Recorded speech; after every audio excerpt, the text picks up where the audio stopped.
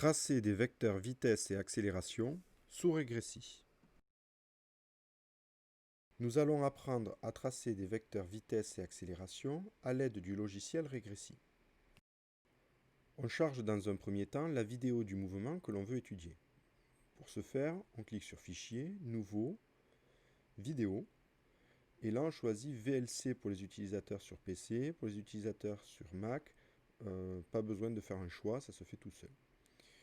Une fois la fenêtre de pointage ouverte, on va aller récupérer la vidéo qui est stockée dans votre ordinateur. Pour ce faire, on clique sur Ouvrir, et puis dans le répertoire où vous avez stocké votre vidéo, vous double-cliquez ou vous sélectionnez la vidéo que vous souhaitez exploiter.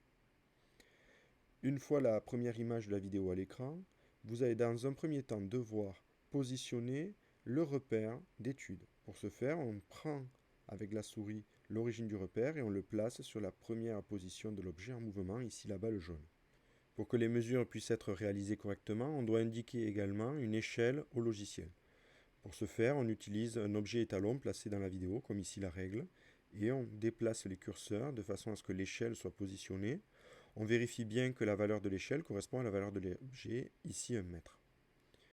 Une fois ces deux paramétrages terminés, on peut lancer les mesures et le pointage des positions de l'objet. Pour ce faire, on clique sur Mesure, puis avec la cible, on vient cliquer sur les différentes positions de la balle sur chacune des images. Il y a parfois un petit peu de latence entre les images, ce n'est pas grave, il faut être un petit peu patient. On veille lors du pointage à bien pointer systématiquement sur le même lieu de l'objet, le même point de l'objet. Ici, dans le cadre de ma balle, je choisis systématiquement la fin de la trace de l'objet. Donc on clique sur chaque position de l'objet au fur et à mesure que les images défilent. Dans le cadre de ma vidéo, il y a 14 points, puisque 14 images sur lesquelles on se doit de pointer. Au fur et à mesure du pointage, on voit apparaître nos mesures sur le tableau à droite de l'écran. Une fois le pointage terminé, on va cliquer sur Stop, et puis on va cliquer sur le bouton Traiter pour exporter toutes ces mesures dans le tableur Régressi et pour pouvoir les exploiter. On voit alors apparaître les grandeurs qui ont été mesurées, T, X et Y. Voilà. Si on veut voir les valeurs mesurées, on peut cliquer sur Tableau et on voit l'ensemble des valeurs. Si on veut exploiter ces valeurs sous forme de graphe, on peut cliquer sur Graphe. On voit alors apparaître le graphe Y en fonction de X, à savoir la trajectoire de notre objet. Et on va pouvoir tracer les vecteurs vitesse et accélération en cliquant sur Vecteur.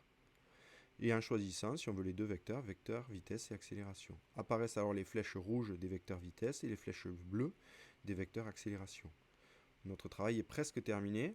On peut récupérer les valeurs de ces vecteurs en allant dans Grandeur. On retrouve alors dans notre tableau l'ensemble des valeurs de Vx, Vy, V la norme du vecteur vitesse, Ax, Ay et A la norme du vecteur accélération.